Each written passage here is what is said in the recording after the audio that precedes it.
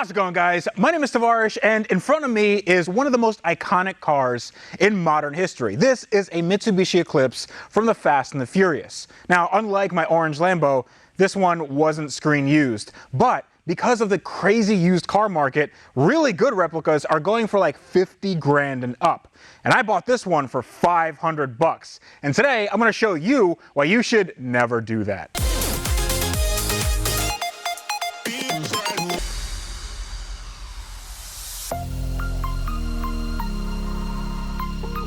Welcome everyone to a video that I never really thought I would have to make. You see, if you know my channel, then you'll know that I take projects in various conditions and repair and modify them and make them my own, sometimes to the detriment of my wallet. But I don't show you guys the flip side of that, and I think I'm doing you guys a disservice because there are projects that just don't take off. Projects like this. But just so we're on the same page, I want you guys to know that at the end of this episode, this car is leaving my shop. It's already been sold, it's going to its new owner, but that doesn't mean we're giving up because I don't usually close a project car door without first opening a window. I hope that analogy made sense because it makes sense in my brain right now. What I mean is, I hope you guys understand all the reasons why I'm letting this car go and not keeping it.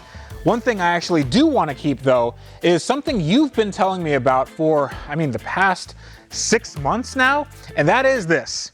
My hair. I used to have less of it, and now I have a little bit more, and I'm keeping more of it because of today's sponsor, Keeps.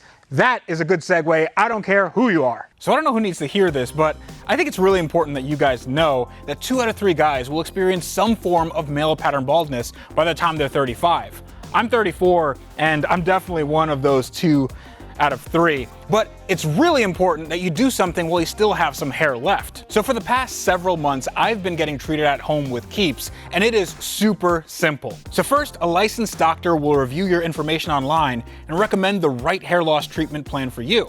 Then your treatment is shipped directly to your door every 3 months. It's a more affordable option since Keeps offers generic versions of the FDA-approved medications for hair loss. But as always, prevention is key because Keeps treatments can take up to 4 to 6 months or more to start seeing results, so it's really important to start acting fast. That means the sooner you start, the more hair you potentially can save. So if you're ready to start preventing your own hair loss, go to keeps.com/Tavarish and get 50% off your first order. That's KEEPS.com/Tavarish and get 50% off. It's in the link in the video description below. Keeps has been an awesome supporter of the channel, of my builds, and now my hairline. So please go check it out down there. So let's begin with a little bit of a distinction. You see, if you were to build a car like this that represents the movie car as much as possible, then your car would probably fall into one of 2 camps. Number 1 is a replica, and number 2 is a tribute. Now, a replica car is something that basically takes all the correct parts and puts them into a car. You have the correct gauges, the correct wheels, the correct hood, the correct bodywork, and the correct paint. Now those cars could fetch up to 50 grand if done right. And if you want to know more about how to make those cars, you can check out Craig Lieberman's channel or the Instagram account of DomDub. They know everything there is to know about making one of these cars. So let me tell you why this car was so important and why it is very, very popular still in the minds of a lot of car enthusiasts. It's because this is a 1995 or 6 or 7. This is a 1995 to 1999 Mitsubishi Eclipse, and this was one of the best platforms that you can have for modification. So this, in its ultimate GSX form, had a 2-liter 4-cylinder turbocharged engine, and the engine is a 4G63, an awesome engine that could take like 500 or 600 horsepower on stock internals, and it was mated to a manual transmission with all-wheel drive. This was, for all intents and purposes, a little pocket rocket. And what people would do with these cars is they would run them into the ground because they just wanted to make as much power as possible. This car was super popular with enthusiasts in the late 90s and early 2000s, and that's why they used them for the first 2 movies. Now, this one in particular is not the top of the line, but it is a GS-T, meaning that it has the turbo engine, but instead of driving all 4 wheels, it just drives the front 2. So this is a front wheel drive, and it is a manual, so it has that going for it. But unfortunately, that's when things kind of fall apart for this car because this car isn't a replica. it's barely even a tribute because none of the parts you see here, including the paint, is correct, and it would take a mountain of time and effort to get these right. If you don't believe me, yeah. All right, so if we start with what's perhaps the most iconic part of the car, the front, you can already see that things are falling apart very literally. The actual movie car had a body kit that was very hard to get back in the day, and right now it is, I hate to use the word unobtainium, but it literally does not exist anymore. So the body kit that they used was called a Robocar Body Kit. And I believe that during the filming of Fast and Furious, they had to get a bunch of parts that were already discontinued because that's the only parts that they could get. So imagine trying to find parts that were discontinued back in the early 2000s. It's just gonna be impossible. But this is a fiberglass recreation, and it is completely wrong. I don't know what this is. The nose of this is really kind of sunken in, and it just makes it look like it has like a disgusting kind of shark mouth, and it doesn't look very good. Also, the stickers that are on this car, like the sticker pack, is also completely wrong. I don't know what this sticker really represents, but it wasn't in the movie. Also, if we take this away, you can see these amazing wheels. You can see it says FF7 right here in the Fast and Furious font. Maybe they were trying to get some people to think that these are the real wheels. The actual wheels are called Axis 7s. They were 18 inches, and I believe they only made 500 sets for the entire world, which makes it very easy to find, especially now, except for the fact that you can't find them anywhere, and if you do, they're gonna be the wrong lug pattern, so you're gonna have to get them essentially welded and drilled, and then you're gonna have to pay upwards of $5,000. And the jury's out on whether those wheels are going to be bent or curb rashed or cracked or whatever, because these were aftermarket wheels back in the early 2000s, so their quality wasn't exactly the best. Now, coming back on the side here, this side skirt is actually kind of close to the one in the movie, except for the fact that there's supposed to be a mesh grille right here, and it's also supposed to be a little bit lower. This is supposed to be molded into the car, and this was just kind of painted over, and then they forgot about it. This just kind of sticks out like a sore thumb, and I'm sure that they had all kinds of fitment issues here. So this is probably the best part on the car because it only needs a little bit of modification to look sort of kind of screen accurate, but the back is really where things take a turn. Now back here is a wing, and this wing is, like everything else in this car, completely inaccurate. The real car has an APR wing. It is a dual layer wing, but this, I don't know what this is. I mean, it just looks like a really cheap, it's probably an eBay wing or something, and this honestly belongs in the trash because it is corroded and it's bent a little bit, and it also, I mean, it wobbles a lot, so I'm just gonna leave this alone. What I wanted to do is make sure that this car was as accurate as possible. So it's all about the details. So I got an original license plate, or, well, I mean a recreation of the license plate that Brian had in the movie. And I thought that this would really be the piece de resistance for this car. But turns out this car needs a lot more work than I thought. I don't know if you can see this well, but the gap here between the bumper and the light, there shouldn't be a gap here. And I can stick my whole hand, like my entire hand can just,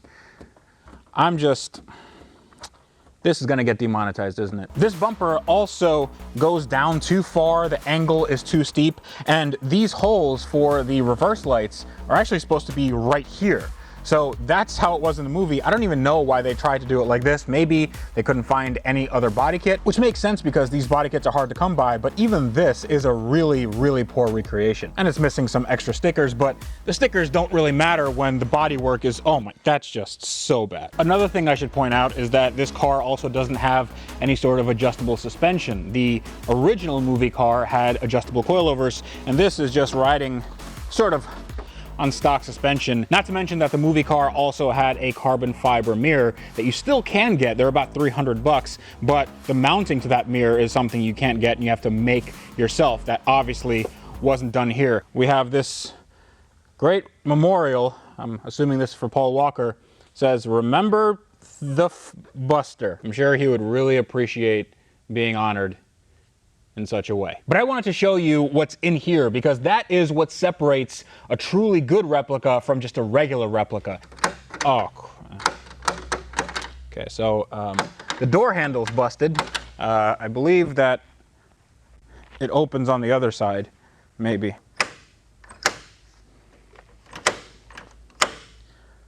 I think I locked myself out. Come on. Oh! Oh, you just have to pull real hard and push up. Oh, that's a good smell. That's really... Hello. All right, so let's go handheld because it's gonna get a little bit cramped in here. Seats are incorrect. They're actually incorrect for the car. I don't know what seats these are because Eclipses never came with side airbags. This is definitely a newer seat from something else, and it definitely looks like it's bolted in very properly. I mean, that looks like quality right there. It would definitely hold up in an accident. Also, the floors do sort of kind of look like the ones from the movie. You know, the scene where the floor starts falling out for some reason? And then it just falls off because the car's going too fast. I don't know why they did that. But coming in here, you see that things start to get a little bit more, let's just say, moldy. So this is one of... Oh, should not have turned that over. Hold my breath. Oh, that's great. That's what a car looks like. Okay, all right, so this needs a new dash. Then you have the gauges, which are not accurate to the movie. Then you have a shifter, which is, you guessed it, not accurate to the movie. And this shifter, it goes every which way. It's like 1, 2, 3, 4, 5, 6, 7, 8, 9, 10, 11, 12. And we have an obviously movie accurate JVC radio that probably does not work. And it's not a flip out. And it's also not attached to anything. So if you're a car thief and you live in 1998, then oh boy, this is a good opportunity for you. Now this isn't what's interesting. The interesting bit is right behind me, which is this. So let me explain to you what's going on here, because there's a lot. Let me open up the trunk. Also, take a look at the sunroof. That's tetanus. That's what tetanus looks like, everyone. Actually, before I go into the trunk, I'm gonna show you what's underneath that hood, because that's sort of what makes this car special. And also the reason why I got this car for $500. So definitely stock hood pull. And that opens up what is actually a pretty accurate carbon fiber hood that only needs minor repair here, there, and, well, everywhere. We pull this guy up, we'll see, oh, there's no engine. Now this for many people would be a problem. A car that doesn't have an engine, and the 4G63 engine that would go in here is actually a little bit hard to come by, and it's getting more and more expensive by the day. All the JDM engines, the 2JZ and RB, and all the Mitsubishi stuff is getting more expensive. But thankfully, the seller that offered me this car for $500 also offered me for an extra $3,000 this. And remember to, okay, that's heavy. Ta-da! It's an engine. And it's, well, it's in the back of the car. This is a rear engine car now. Now this is the way I got the car, and this is a supposed built engine. And when I say built, I mean it was probably built by somebody. I don't know if it's put together properly, and it doesn't really matter because if I were to do this project, I would have to take everything apart and rebuild it well. But it comes with a Turbonetics turbo that actually has, like, there's no shaft play, anything like that. Looks like a fairly new exhaust manifold. I'm not sure if it has any cams or anything like that that are aftermarket, but I wager that this probably makes a little bit more power than stock just because of the size of the turbo. The wastegate is not here, probably went the same place as Brian's floor pan, and underneath here is actually a 5-speed gearbox. Take a look in here, there's some aftermarket coilovers, and when I mean coilovers, this is literally just a spring and a perch that you can raise and lower. I don't know what the spring rates are. They're probably all wrong for this car, and this is just a cheap eBay kit. But we put this off to the side. Yes. Yeah, that's fine. So we have even more springs. If I wanted to open up a suspension shop just for the Eclipse, I would literally make dozens of dollars. We have all the bolts and stuff to put this together, and I'm sure that none of them are missing. Then we have a radiator with some aftermarket fans. They're blue for her pleasure. It is a stock radiator, and underneath that is a clutch that is yellow, which means that I could probably hold power, but it's also a clutch expert's clutch, which is not known for its super huge power holding abilities. So this is probably something like a stock clutch and painted yellow. Yeah, you can actually see the overspray that they used on the clutch. Now I know what you guys are probably saying right now. Why didn't I just put the engine together and then buy all the little pieces that are necessary to put this together and then just drive a car that sort of kind of looks like the movie car? Well, I wanted to build it better. That's what this channel is about. And I really don't want to have a car that is inaccurate. And I don't want to have a car that is way too much money, especially not in a 90s Eclipse. I mean, realistically, I bought this chassis for 500 bucks. It would make no sense to spend another $30,000 or $40,000 trying to make this absolutely perfect. And I was sort of on the way there, and let me show you what I got before I realized that this was just burning a hole in my pocket. So if you take a look over here, I have a bunch of boxes and parts. So I have a roof scoop because the original car had a roof scoop. So that would have meant that I take off that sunroof right there and then replace it with metal or fiberglass or whatever, and then put a roof scoop on it, which basically acts like an air dam, which makes no sense why that would be on a tuner car, but I guess Universal thought that was accurate. Then I have this guy, which is very, very similar to the tachometer used in the actual movie. This I actually had to get from Germany. It's a VDO tach, and in the movie, the VDO tach says Extreme on it, but this is exactly the same unit, and it has the same controller that you can see in the movie right there.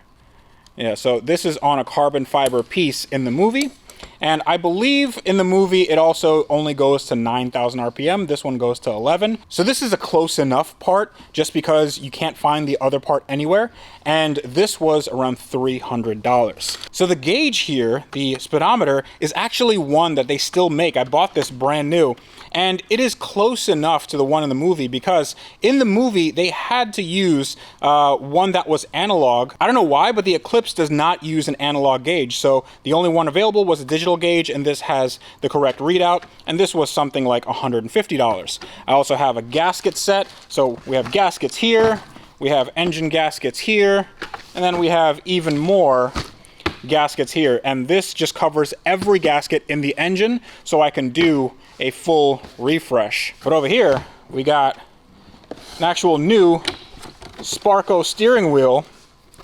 I know little Bow Wow would be very jealous, and you can actually buy these new.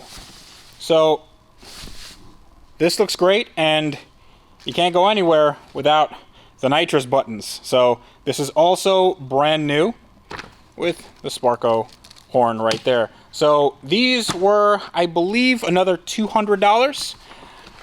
Now it gets to the part where it's super, super, super hard to find.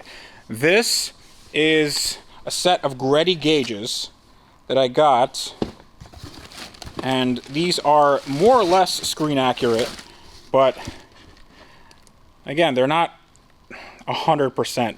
So in the movie, there was a boost pressure gauge and I believe an oil temperature gauge, and I have just a big set, and I think I paid like $400 for all these. No idea if they work, but you know, when you have the ability to buy all this with all the wiring, you just go for it. I don't know what car this went on. Maybe it was a Supra or so. I don't know. It just, maybe an RX-7. It's, yeah, this is just 90s garbage that I paid way too much for. And I also got, well, just get out of here. And I also got this. So this is a recreation of the original Robocar Body Kit. And they call it a Blitz body kit because Blitz was also a little bit of a knockoff of the Robocar.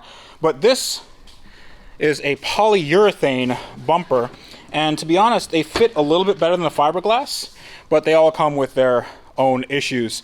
So if you don't heat them up properly, then they start to warp a little bit over here, but they do conform a little bit better. But just like real bumpers, they can take a hit. Well, I mean, that one wasn't bolted on, but you know what I mean. And in the back, we have that, whoops. Ow, that's actually kind of, okay, there we go. So we have that, and that should all bolt on and we should be good to go, except for the fact that there are no bolt holes anywhere and everything has to be custom fit.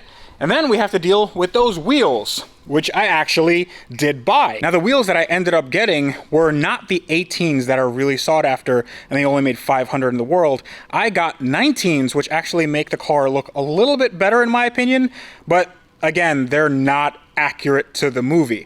They're 19-inch Axis 7 wheels and they cost $2,500. And if you think that's a lot to spend for wheels for a $500 car, then I agree with you. If that closes, you can see that this is sort of reminiscent of what the graphics were on the original movie car, except for the fact that they are not accurate at all. The original movie car, this extended out a little bit further, this was a little bit more intricate, and you can actually get the original sticker pack for this car. And I hope you're sitting down, but the stickers for this car, just the stickers, like the vinyl decals, are $1,000. That doesn't include putting them on or anything, that's just to get them made and shipped out to you. They're $1,000. And that's all before I learned that this paint is not the right color. I'm not sure how it looks to you on your screens, but this is much lighter than what is actually in the movie. So in the movie, there's a Kawasaki green paint job, and this is also Kawasaki green. The problem is there are several shades of Kawasaki green, and this is the wrong one. So the one in the movie was a bit darker than this. It was a bit more green. This is actually a bit more yellow. So this car would need a complete paint job, not to mention that back here we have some rust damage because of course an Eclipse is going to have some rust. A Mitsubishi in the 90s, they're very, very thin skinned. So this would have to be replaced. But I would have to do a complete overhaul of this car, and a good paint job, like a good show quality paint job, which I know a little bit about, on the low end, to do everything that this car needs as far as bodywork, this would be at least $15,000. And if you add in all the stuff I'm gonna need for the engine, that's probably gonna be another $2 or $3 grand, because I'd need a way to tune this car, I'd need a way to make sure that the clutch doesn't explode or the transmission is good, or there's so many question marks left in this car, even after I do all the cosmetics and make it look as close to the movie as I can. So at this point, I have about $6,000 in this thing, and it looks like this. I have no work done on it, and I'm still very, very far away from getting anything movie accurate on this actual car. And let me tell you, it takes so much time to find anything that really resembles the original movie parts. They are hard to come by, and they don't exist anymore. So when I was doing my orange Lamborghini, the Fast 8 Lambo, I came across a bunch of parts that were hard to find, but they could be found, and they were very expensive.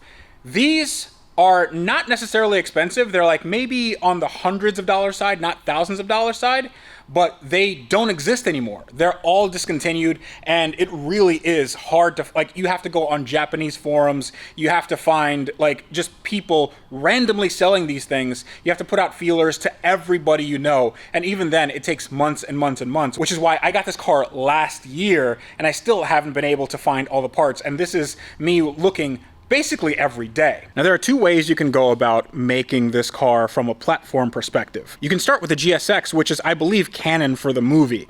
I think in the script somewhere, Brian Earl Spillner or Brian O'Connor has a GSX, which is an all-wheel drive turbo car, and that's how they build it. But in the actual movie, when you look, when he opens his hood, The car is an RS, so it's a naturally aspirated 2.4 liter, essentially Dodge Neon engine, and it makes somewhere like 140 horsepower. It's super, super slow. And that's what a lot of people, especially the really accurate movie replica people, are doing. They're doing the 420A, which is the Eclipse RS, not the GS-T and not the GSX. So at the end of this, if I really wanted to get as much money as I could for this car and then retain as much value as I could, you know, since I'm spending tens of thousands of dollars on this car, it wouldn't make sense for me to get a car that has 140 horsepower and does 0 to 60 in a weekend. And I think that's the biggest problem, that I didn't have my heart into it. It didn't make me excited. Now, I know you guys are probably tired of me talking about this car, so let me show you what an actual good version of one of these looks like. And when I say good version, I mean the real deal. And welcome to every car enthusiast's dream. Well, every car enthusiast that was alive when these cars were super popular. These are the real screen-used cars from the Fast and Furious. But I know that I'm probably not the expert to talk about these, so I'm gonna talk to the owner who owns these cars. What's up, man? What's going on? This is Gabriel, and he has an awesome Instagram account called Fast and Furious Integra? Correct, and we just started a YouTube channel called the Furious Garage. Furious Garage, awesome. So, can you tell me a little bit about these? Because, like, dude, I am fangirling out right now. I mean, there's so much. I didn't even notice that one over there. It's Paul Walker's. Yeah, I mean, that's my shirt. That's the Racer's Edge Lightning over. Dude, all right, you gotta tell me about all these cars. So these are all screen used cars from Fast 1. Most of them stunt cars. Monica is a hero car. The Integra, obviously. So that's Monica. That's so the name is what Ja Rule screams when he loses the race. Exactly. Because that's the girl that he loses. Yeah. Every time somebody sees the car, they're like, Monica, Monica. So we decided to give the car the name Monica. Anyways, that's Paul Walker's stunt number 2 Eclipse used in Fast 1, Fast 2. And then a museum restored it back to Fast 1 look. It was also used in the Too Fast, Too Furious driving school video where Paul Walker's actually learning how to autocross in that specific car. Okay. Yeah, it was painted blue then. And we have some other cars that Paul Walker drove in here, actually. The F-150 Lightning. We've got a Heist Civic back there that he drove. Okay. So a lot of special vehicles. So I'm really interested in just this one because I wanted to know what like the real car looked like as far as what parts are on it, just so I know that, you know, I'm not finishing my project with my replica, but I just wanted to know what like the real one looked like. So this is a real Robocar body kit, right? I don't believe so, and the reason why, yeah, I know. So by the time this was restored by a museum, parts had changed, molds had changed, and so they just kind of went with whatever they could grab. By the time this was restored, museums were just buying what they could buy, molds had changed, they really weren't going through and micromanaging what parts were correct and weren't. So again, we're tasked with having to restore this one day correctly, but beyond a shadow of a doubt, it is the actual car from Fast and Furious. It's been verified. I mean, there's no replicas in this collection right now. So one thing that's really cool is right here, whenever they make a movie, they have to number the cars. You can see it's etched into the glass right here. So if this glass cracks, like, is that a problem? It is. It's a big problem. Like, you know, I would love to take these out and drive them, but I'm so fearful of anything being broken. Like you said, I mean, a stupid rock chip or whatever cracks the windshield.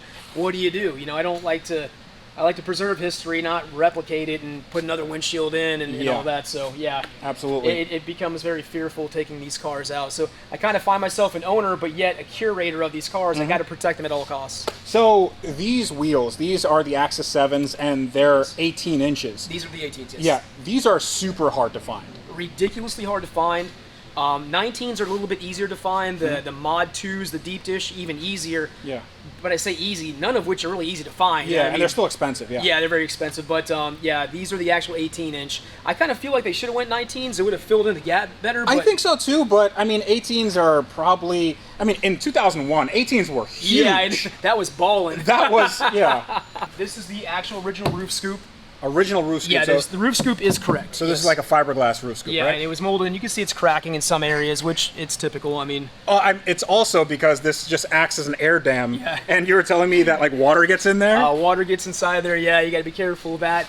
And again, when they were transporting these cars and doing filming, they would sometimes put black tape over this just to ensure that no water, debris, or anything got inside there. I'm wondering why they did this in the first place, because it doesn't make any sense. Like, I don't know, I was around modifying cars in this era, Right. and I didn't know anybody who did a roof scoop that went to nowhere. I know.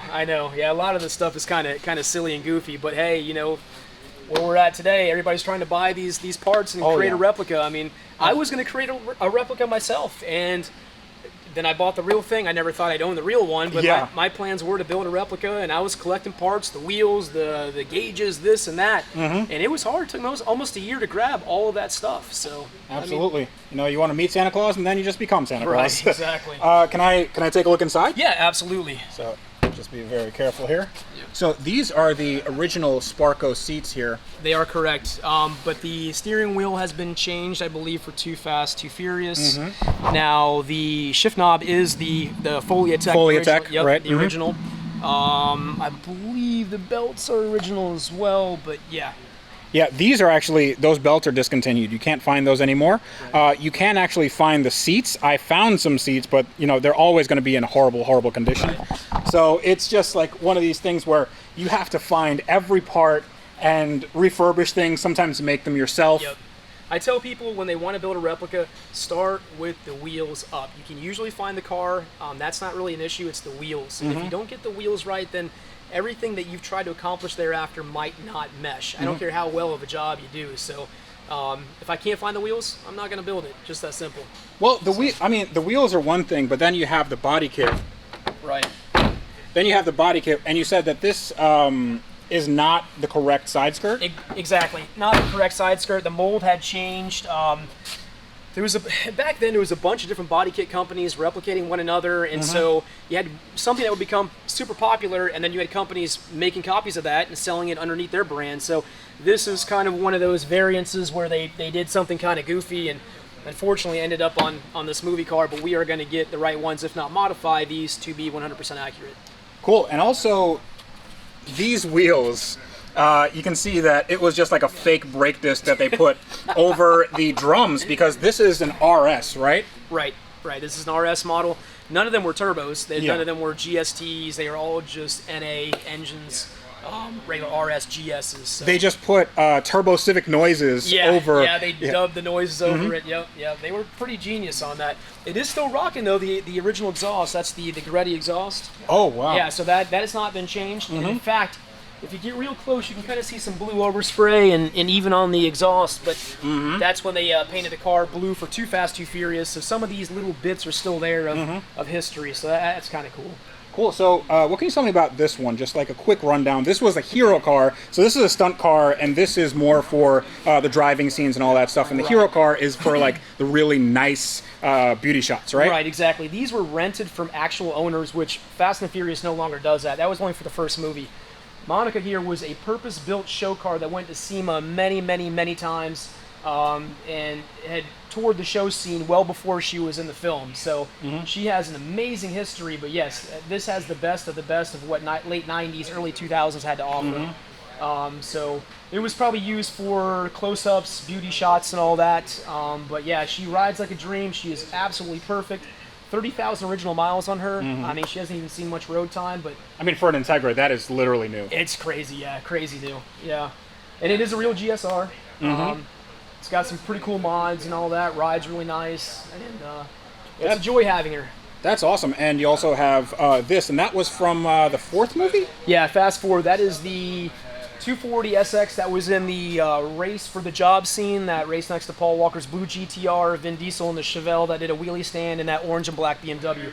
This is the car they use for all the drift racing scenes. So when you see the car drifting and sliding and this and that, that is the car. I think they had a total of 8, and only 2 survived because they crashed and bashed pretty much all of them. So it is insane how badly these cars are treated. Yeah. But I'm interested in this because this is sort of the it's the most normal car, right? It's not like modified. the only modification is really that sticker. Yeah, it is one of the easiest replicas to make, although this is not a replica, but for 20 bucks we'll make you a decal to put on your Red Lightning, and all of a sudden you have a Paul Walker Racer's Edge. But yes. Well, you need like the 9 feet of boxes with the Miata bumper on the top. Yeah, it's funny because we had this packed full of boxes and we were transporting parts to the body shop for Letty's 240 SX, so we kind of redid that scene in our own little way, but it was kind of fun. But yes, this is Paul Walker's actual screen use F-150 Lightning that you guys see in the first film, and you bought it from a guy who really didn't know what he had, right? He was literally within 2 months of pulling the drivetrain out and putting it in an older Ford F-100 to do a resto mod. Yeah. And we caught it just in time, and I couldn't be any happier. We saved a piece of automotive and cinematic history, because for years people were like, what happened to the Lightning? I'm asking myself the same thing. Where's the Lightning? Where's the Lightning? It hasn't popped up in the museum, hasn't popped up here, there. And so I went down the key car list and hunted it and found it in Texas. And here it is today. I'm so happy we grabbed this. So what I like about this whole thing is that there's a community behind these cars. I mean, if you love these cars, just as a lot of people love these cars, if you want to build one, then it's kind of, I'm not going to say it's like a family, but it's a more tight-knit community. It is. I've met so many amazing friends through this venture that build replicas and all that, and I quickly realized when I took to Instagram with Monica here how big this really, it's worldwide. I mean, there's builders in Germany and Netherlands and this and that, and it's amazing. It really opened my eyes to how big this franchise really is and how thick of a community it is. And you also have the Heist Civic over there. Is that a screen used one? It is. So this is, it's funny when we say Heist Civic because everybody's probably like, why is it gold? It looks nothing like a Heist Civic. Well, it's because it was used in a different movie, right? Yeah, it was used in Too Fast, Too Furious as a background car, and still, for whatever reason, survived all the way down to the original decals from what the movie came out in 2002, I believe. Yeah, so this is in its own time capsule. So I was on the fence about what do I do. I want to bring it back to black and that heist look that we all remember, but Paul Walker drove this in the Too Fast, Too Furious driving school video. So I put an online poll and we decided to leave it alone in respect of him. So, but yes, this is the only remaining Heist Civic known to exist right here. Very cool. And to be honest, the Heist Civic is one of the easiest kind of replicas you can make. Correct, although the wheels are harder to find than anything else you can imagine. Yeah, but the car is easier to find, and like the body kit sometimes is easier to find. Yeah, the body kit's easy to find. It's not hard to do the replica, but the wheels are really, really hard to find. I think you can find more Access 7s than you'll ever find the Access Neos, which is... Oh, yeah.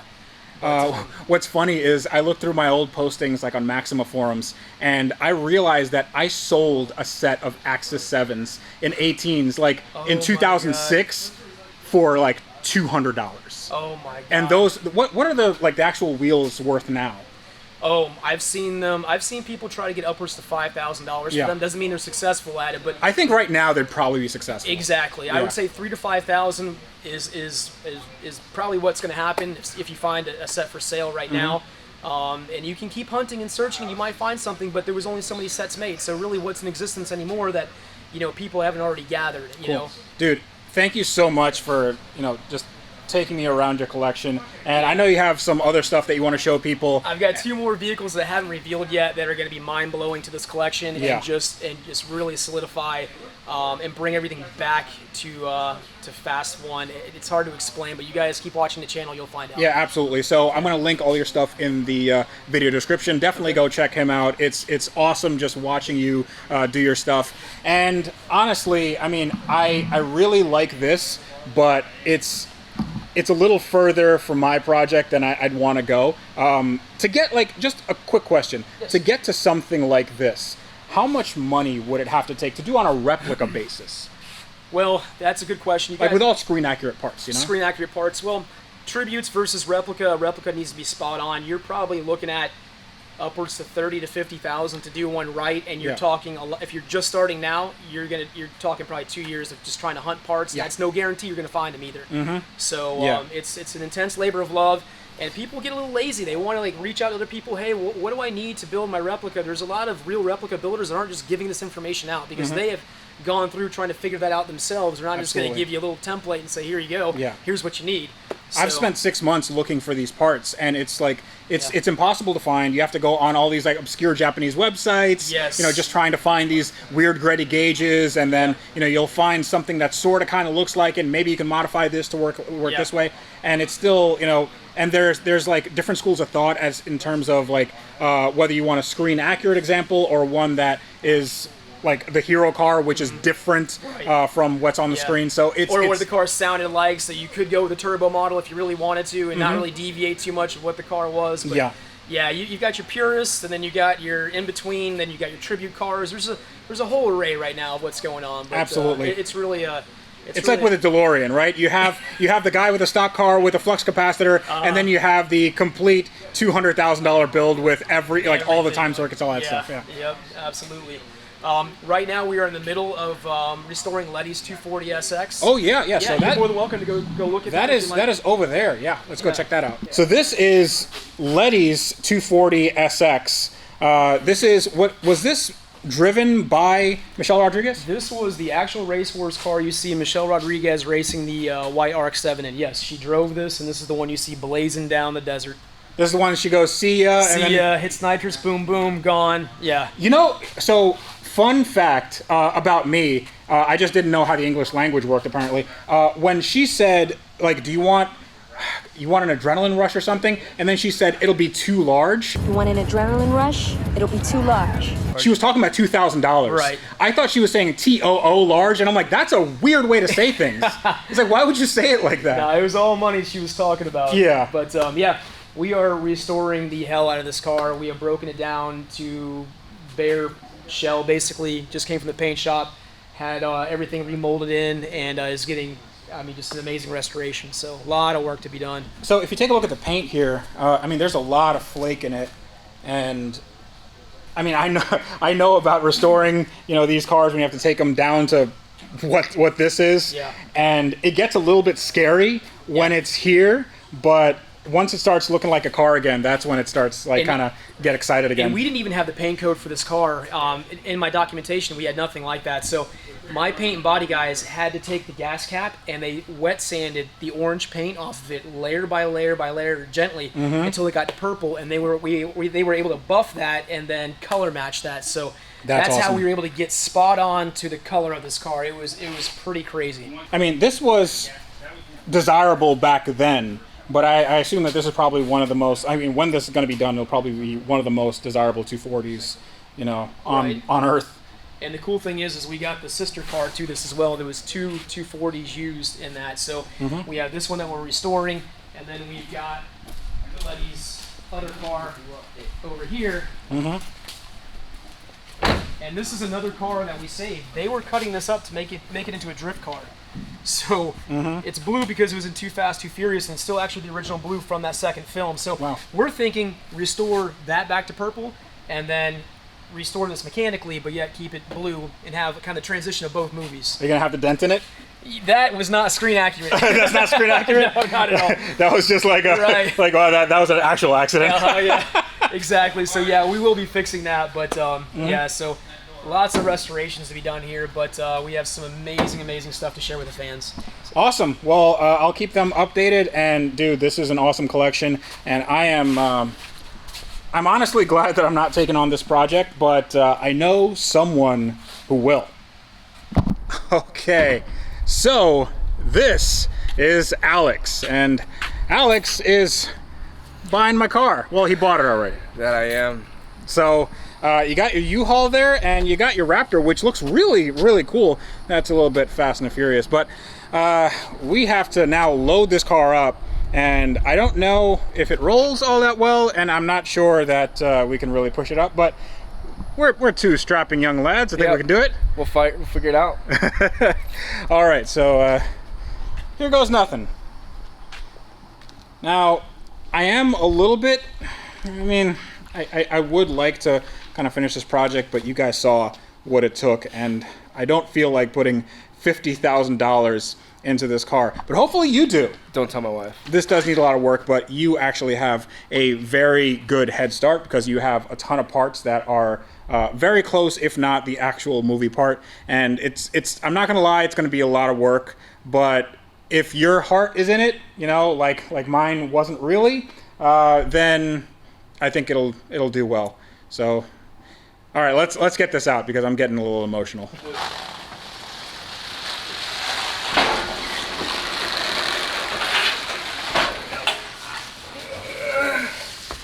Sorry, I'm slipping on the floor.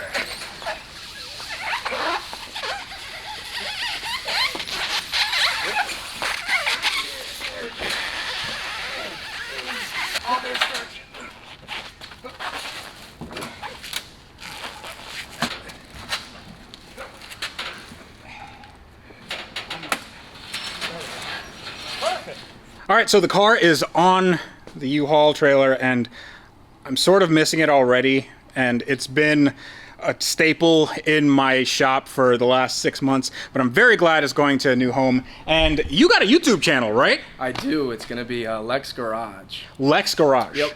So like Lexus? Not or like quite. Like ultimate dream garage, from detailing to lounge to lift to builds, is what it's going to be about. So, okay, awesome. So you are going to have an awesome project on your hands, and anybody that wants to see this thing done in a very, very short time, because you are going to devote all your working time to this, right? Yep, 3 weeks I'll have it done. Okay, that's not true. It's not true. It's going to be about 30 grand and probably about a year. Hopefully, goal is a couple months. Yeah, we'll see, but definitely all your stuff will be in the link in the video description below. Go check him out, and dude, I'm so happy that you got it. Honestly, so he just texted me, like, he didn't text me, he private messaged me about 2 in the morning when I said that I had this thing for sale, and it was just kind of insane. I said, yeah, just come by tomorrow morning and it's yours. And turns out he came by with the cash and you got the car. Literally, I think there was about an 8-hour turnaround. Didn't tell my wife. She had no clue. She knows a little bit, but she doesn't know the extent of what I just purchased. Well, I mean, she's going to be super thrilled at this. Super thrilled because it's obviously a diamond in the rough, so I think she'll see the value in it straight away. See, the operative word there is diamond. So just Exactly. say, honey, I got you a diamond. And I that's think what you show showed up them with. that it's the rear or the mid-engine model. That's right. Well, it's the rear engine. It's basically a Porsche. So yeah. I gotta tell her that part of it. It's a little bit exotic, so. Yeah, absolutely.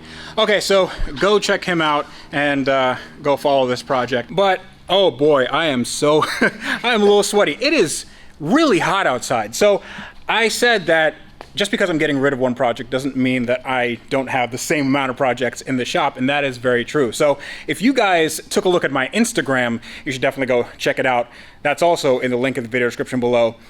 You'll know that I bought another Fast and Furious car, and this one was screen used. And this one is actually not in the country, it's in the UK.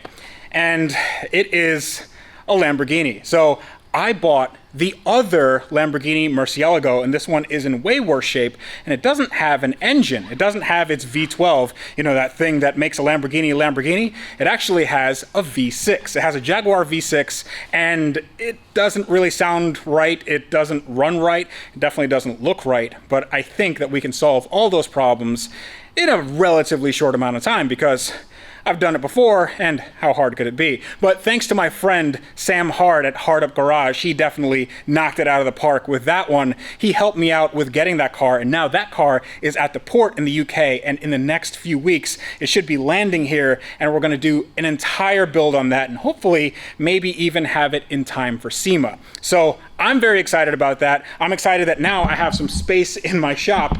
And I'm excited that you guys now have something to look forward to other than my other unfinished projects that are going to get finished. So this has been a day. This has been an interesting day. I learned a lot, I saw a lot, and I had a great day. Hopefully you did as well. But until next time, this is me reminding you guys that on cars like those out there that are totally blown out by the light, but yeah, that Eclipse back there that you can make awesome in your own time, you guys need to build them better, and to do that, you need to wrench every day.